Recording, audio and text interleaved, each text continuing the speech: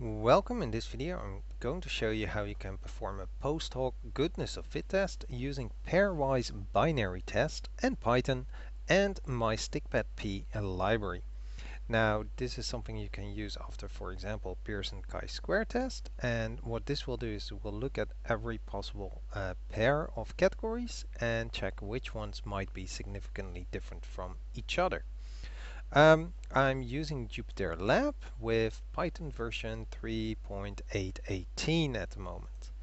Now there are other tests that you can use.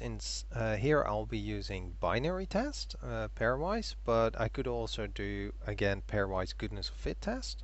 Or if you're only interested to know which category is significantly different from its own expected count, then you can use so-called residual tests, and I'll have separate videos on each of those. Now this video will focus on simply how to obtain the results and not so much if you should be using this. To show you an example though, I'll import some pandas and then I can use its readCSV function of the General Social Survey of 2012 adjusted for some example purposes. I don't need all the data, I just need one nominal field, and I'm going to be using the marital status for this example. So for example, 181 people indicated to be widowed. Now my stikpetP library is available through my GitHub, so you can't just use pip install and then stikpetP, but actually add the entire link, and once it's installed you can import it just as any other library. The function of interest here is the ph, short for post-hoc, pairwise, and then binary, so bin. I just feed it the field, and if you want you can specify which test it should use. It then gives you actually quite a lot of output.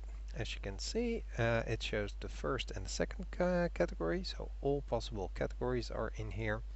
The sample size of the first category, the sample size of the second.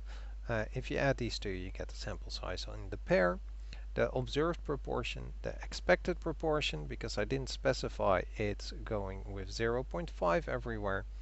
This is an exact binomial test, so it doesn't have a statistic. The p-value and the Bonferroni adjusted p-value.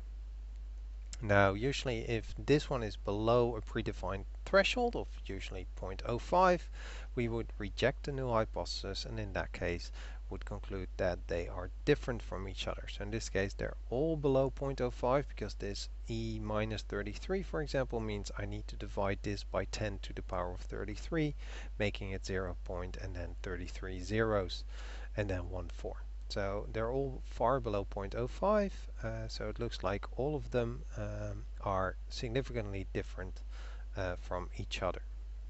Now if you want, you can also do a wall test or score test instead of a binomial test.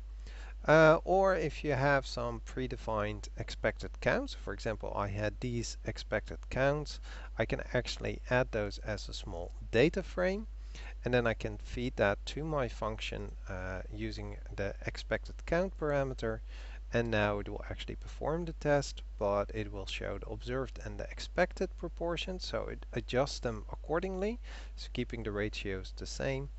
And now there is actually, for example, these are no longer significantly different from each other, or at least these proportions could actually also be the expected proportions, could also be the proportions in the population.